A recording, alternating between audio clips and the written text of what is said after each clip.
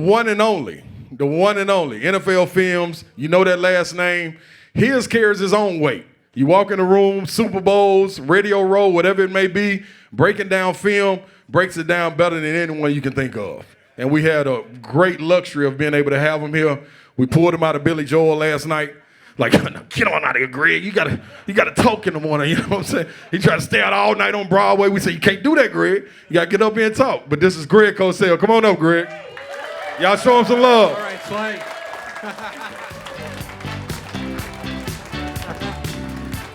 All right. Now listen up. It's only right. I could do this. I could host this event. But Well, then we'd have a lot of dumb questions. There you go. see what I'm saying? I told y'all, I got it warmed up for you, ready? Hey, man, we got to love Buck Reising. He's been doing the install, man. Y'all can catch him every single day, 10 to 1 on 104.5 The Zone. You can catch him doing Titans games. You can catch him A to Z, a little bit of everything. He don't miss. I'm going to tell you that right now. And then he gets aggravated at times, and he say he ain't going to come in and stuff like that, but we won't hold that against him. His grandmother's back there. Shout out to Buck's grandmother. Y'all give her a round of applause. And she brought his sister. So if he acts up, we just gonna send him up here. And if you see her pulling his ear like this, then that means Buck, get in line. Get in line. The one and only people, Buck Reising. All right. Y'all show him some love. My dude. How we living, y'all? Doing okay? Greg, what do you think? All right. Hey, How thanks for about all this coming crowd? out. This is awesome. Man, you guys are the best. Give Yeah. yourselves a round of applause for hanging out here tonight. Y'all ready to talk some ball? Excellent. So we've, this is a casual setting, right? We're going to have questions for Greg at different points as we're going through the various players, but, this is real loose. We're not trying to get professorial. No, we're not going to up here. lecture. You don't have to take notes. No, but There won't be a test afterwards. Greg brought some written materials. I did. Yeah. But what we're going to do is we're going to do a couple of breakdown segments. We're going to have some intermission. So while you guys are, don't feel like you can't get up, move around, get drinks, whatever, get your food, hang out. It's going to be real loose and casual in here. But how many of y'all actually subscribe to the podcast? Don't lie to me. Don't you lie to me. That's okay. That's okay. That's fine. We got a lot. We need a bunch more though to start doing That's it. fine. Yeah. I'm going to make everybody take out their phones by the end of the show, and I'm going to see everybody hit that subscribe button. No, I'm kidding. But for Greg and I, we've been doing this podcast, for 2 years now? Close, something like that. Yeah. Yeah, something like that. We've come a long way from the combine in a hotel lobby on a little Facebook live stream. You remember that? I do. Yeah. But Greg, for people who may not be familiar with the podcast, even though, this is a live taping of the podcast. Congrats, you're all on the podcast. I wanted you to have the opportunity to give a little bit of your background because I don't think everybody knows how you got into the business of breaking down the X's and O's, hanging out with all these coaches and executives, these personnel evaluators, and how it is that you came to be in the spot that you are at NFL Films. Well, it goes back a number of years. This will be upcoming my 44th season at NFL Films.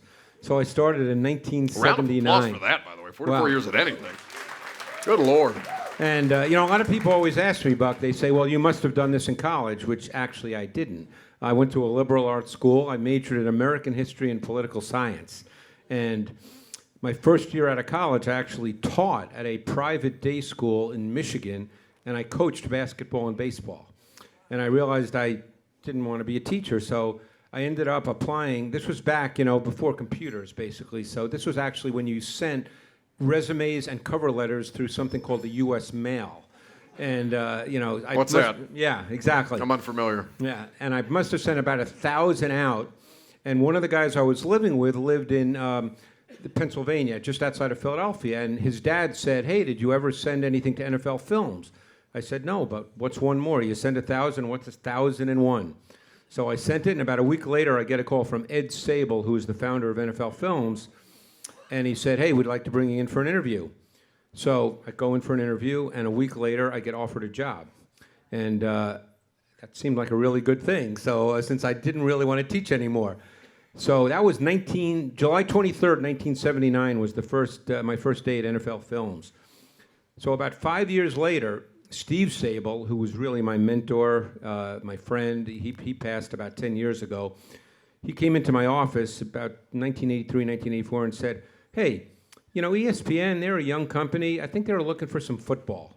So why don't you, maybe think about doing something relating to, matching up stuff. And that was the way Steve was. He'd walk in, he'd throw something out, and then he'd talk about 20 other things, and he'd leave. And he'd leave it totally up to you to pretty much figure it out. Right. And so that was the birth of a show called NFL Matchup. I don't know how many people are aware of that show. Give it up for the Matchup Show one time. That's one of the smartest shows in football, man. If you're not watching that, you're missing out. I started the NFL Matchup Show in 1984. So basically, I was the first one who put X and O football on television. And back then, everybody said, oh, no one cares about the game like that. And therefore, we had all this room for trial and error. And I'm sure if I look back on some of those shows, I'd probably either laugh or cringe, one or the other, or both at the same time. But we just kept doing it and doing it and doing it. We got the what's called the coaching tape, what the players and coaches use to evaluate and to game plan. We got that in 1992, and that was like getting the Rosetta Stone. That changed the whole world for doing the matchup show. So I had to learn football, and you're always learning, by the way, but I had to learn football through the coaching tape, which is totally different than watching a game on television.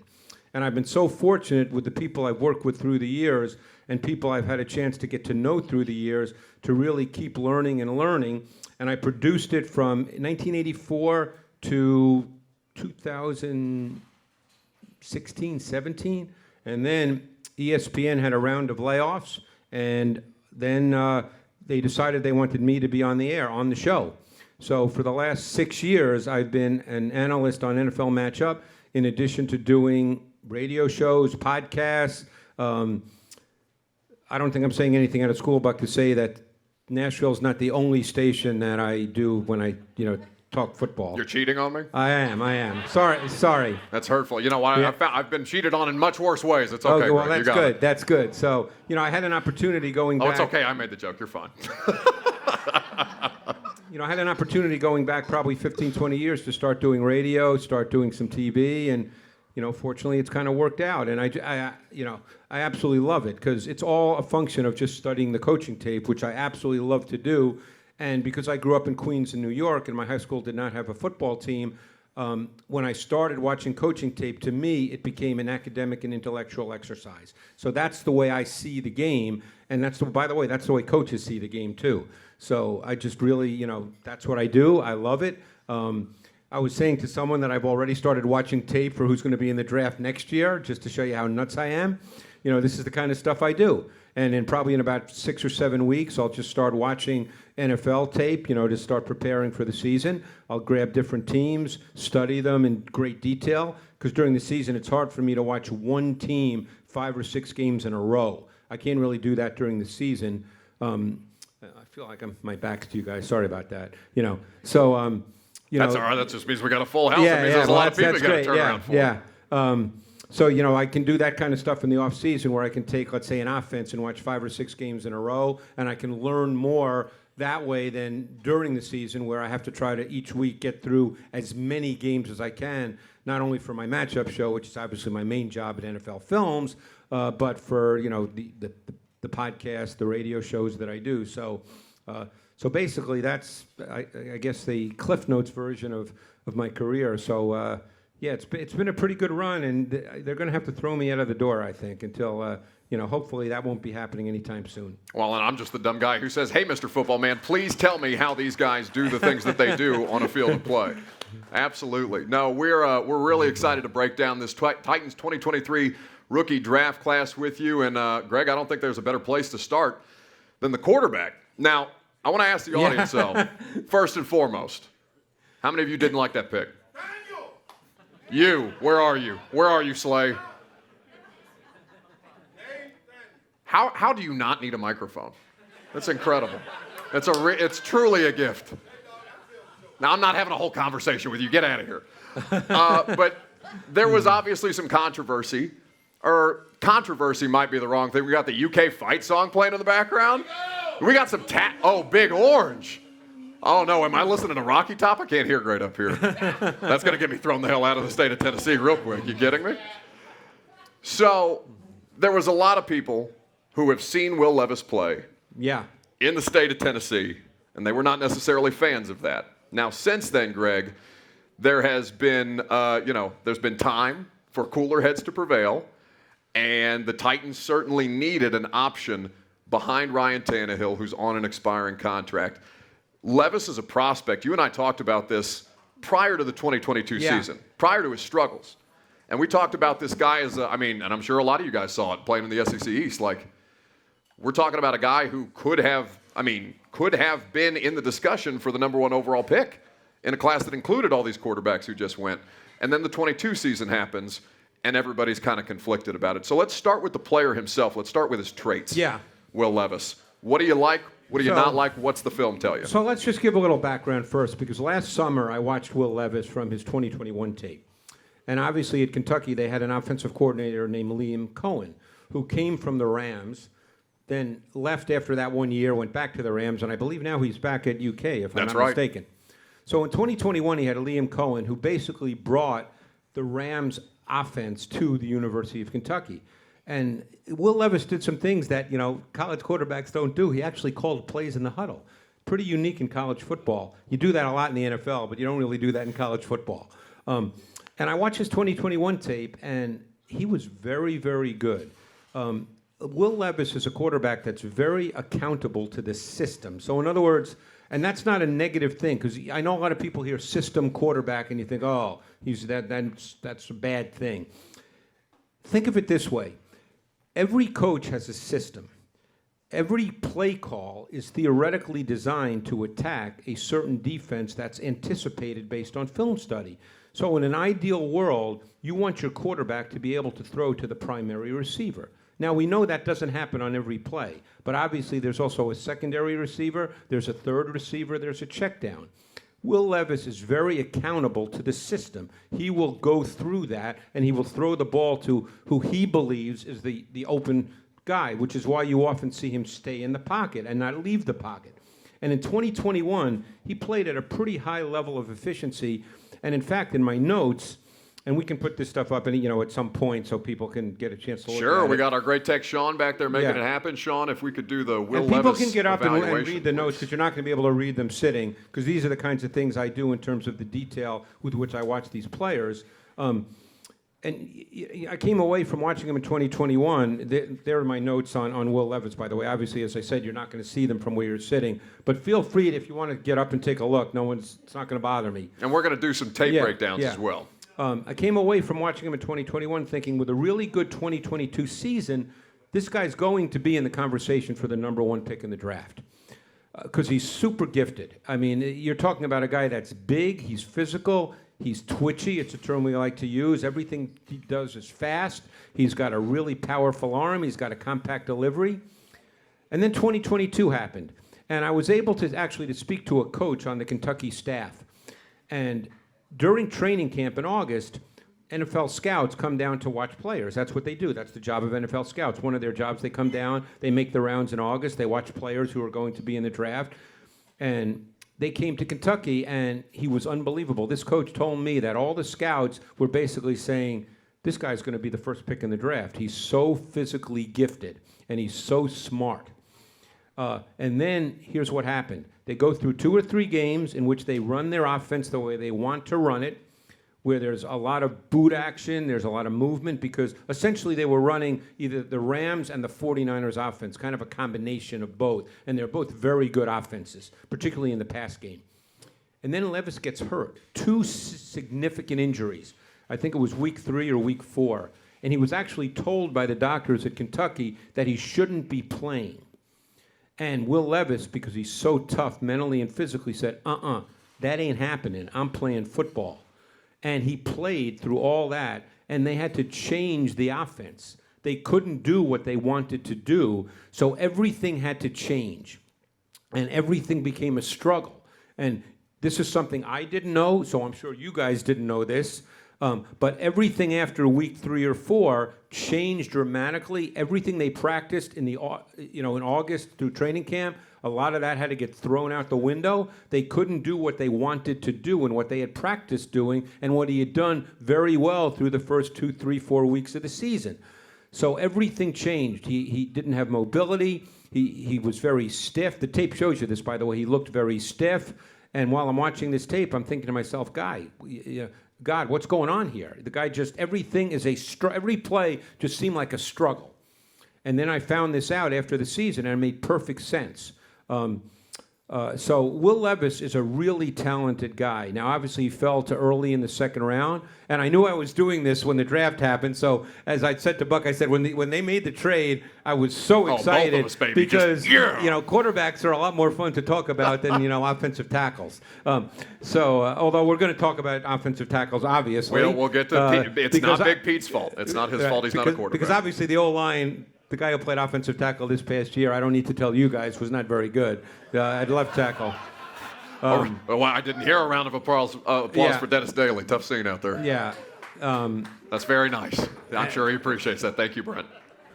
But so Will Levis is actually a very, very good prospect. The one thing I've learned from a lot of people and talking to people is they say how smart he is.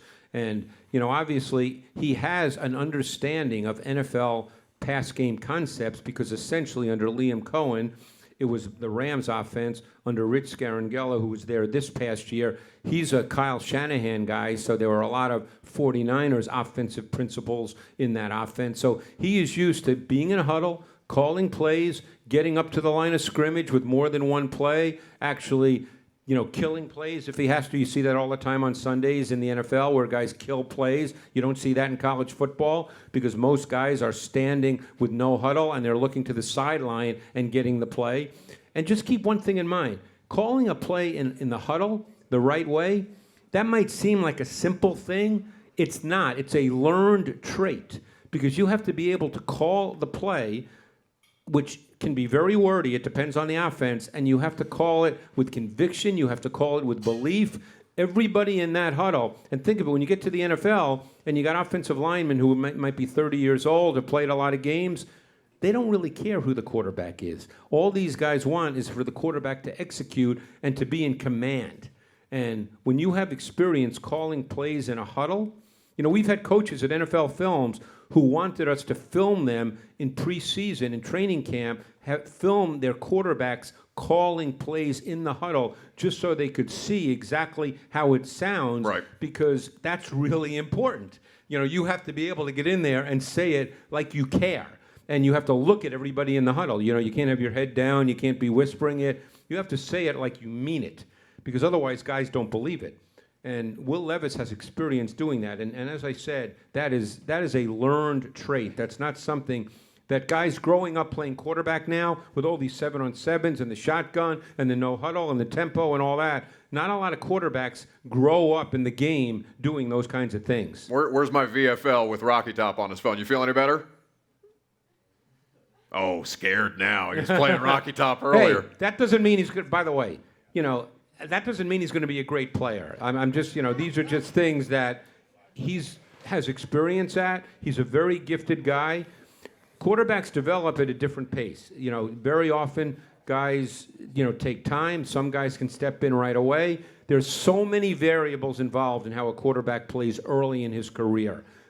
Does he have to score 28 points every week for his team to compete? That's really hard for a young quarterback. Does he have the benefit of a run game that can be counted on in certain situations? Does he have the benefit of a defense that can keep games close so the offense doesn't have to put up 30 points? Right. And so he doesn't have to drop back 40, 45 times a game. The last thing you want with a young quarterback is to have him drop back 40, 45 times a game. That's way too much. Well, and I think for people, especially here in the state of Tennessee, with Hendon Hooker having the success, sure, having the productivity at the college level, versus what we've seen from Will Levis, I think people can oftentimes lose sight of how much NFL coaching and talent evaluators look at the operation of the college offense that they're running, Tennessee versus Kentucky, or Alabama, for example, with Bryce Young, who you and I have talked about before on the podcast, and setting protections at the line of scrimmage under a coach like Bill O'Brien, who doesn't let stuff like that happen. No, and he let Bryce Young do that because Bryce Young's incredibly intelligent. But Will Levis would never put up the numbers, even if he was totally healthy, that Hendon Hooker did, just because of the nature of the offense. Tennessee, that's a great college offense. There's something a lot of people might not be aware of, and hopefully you'll think about this when you watch a college game versus an NFL game. I know we're an SEC country, so there's a lot of college games that are watched here as well as the Titans. And you may not think about this. I actually learned this from Bill Belichick, so I'm not going to take credit. He opened my eyes to it probably about 12 or 13 years ago, because I actually wrote a book with Ron Jaworski called The Games That Changed the Game, and I did all the research, and I got a chance to probably talk to 100 different people, including Coach Belichick.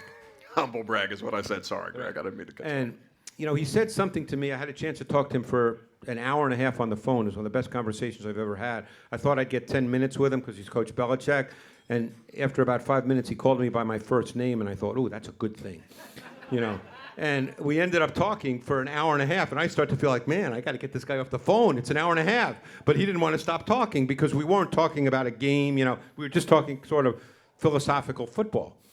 And he said to me, every year in the off season, I would go visit my college coaching friends to try to learn more and more stuff, see what they're doing. And he said I would always come back when it came to the passing game and feel like there wasn't really a big connection between the college game and the NFL game because of the hash marks. Think about that.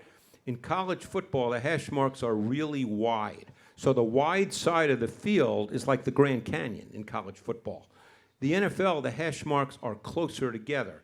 So the college game can be played on the outside very effectively. How many times watching college football do you see those quick screens to the wide side of the field, and all of a sudden they get 10 yards before anybody touches the receiver?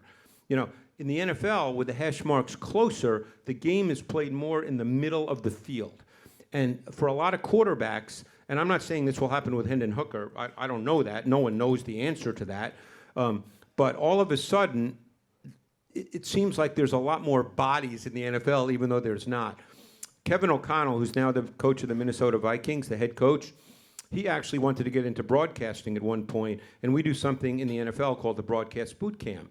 And I've been an instructor in that for all 13, 14 years of that, where present players and former players want to learn about the, the announcing business, the media business.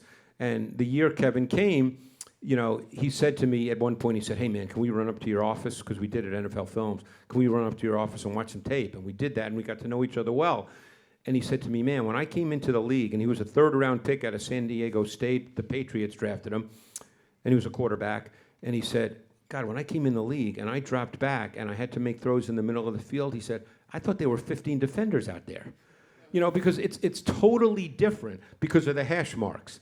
So, that's just one thing that, and the bottom line point I was trying to make is that an offense like Tennessee's with Josh Heupel is a beautiful college offense. It's so beautiful.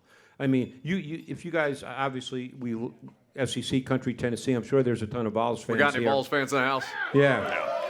I figured. You saw how they would line up their wide receivers. They'd line up in what we call 2-by-2 sets, 2 wide receivers on each side. They'd be so spread out. That kind of space is, even though the field in college and the NFL is still the same width, but that kind of spreading out in the NFL doesn't exist. In college football, it can exist because of the hash marks and the wide side of the field. And it's really tough to, number one, you can't press those receivers. It seems like there's way more space to cover. I mean, no knock on Jalen Hyatt. Hopefully he turns out to be a great pro. Believe me, it's great for me and the league when guys turn out to be great players. But one reason he dropped is because there was a concern, dropped in the draft, it's just there was a concern that, with all that free access off the line of scrimmage and just being able to build up his great vertical speed, that, that's not going to happen that way in the NFL. Now, he's fast. He's probably going to run by some people, but it won't be the same. Yeah, and we're going to have time to talk about players like that towards the end of today's show. But Will Levis, in this Titans offense, it seems as good a schematic fit, and given the circumstance as far as developmentally with Ryan Tannehill in front of him. I know it's a little bit of a crowd at quarterback right now with Malik Willis on the roster, and I'm sure we'll get some questions from the audience about him at some point throughout the course of the podcast. But for Will Levis, why does he make sense here in Tennessee with an offense that, with Mike Vrabel, with Derrick Henry, the way that it's constructed, why does that fit work? And one reason it really does is because he played a lot under center, because he ran, as I said, the Rams, the 49ers concepts. So he played under center, the play action game. And another thing to keep in mind, when you turn your back to the defense, that's also a learned trait. You know, a lot of college quarterbacks, they're in the shotgun on every single snap. They never turn their back to the defense. So when you turn your back to the defense, you have to remember one thing. The defense is not going to be in the same place that it was before you turned your back. So, you know, that becomes a learned trait. It's a little scary if for a quarterback that's never done it before. Will Levis has done that. And a lot of the concepts, pass game concepts that I saw when I watched the University of Kentucky, you see those same concepts in the NFL. So he's familiar with those concepts, how to read those concepts versus defense. These are things he's familiar with. Now, again, that doesn't mean, now, if he were to get an opportunity to play early, that doesn't mean he's going to go out there and go 30 for 40 for 400 yards. Right. But it just means that he's aware of this. You're not starting from scratch. He has an understanding of the reading progressions with these specific concepts against specific coverages. 40 passing attempts in a Titans offense sounds like a foreign concept, unless you're Josh Dobbs, and I know we got some Dobbs people in the house tonight. Absolutely.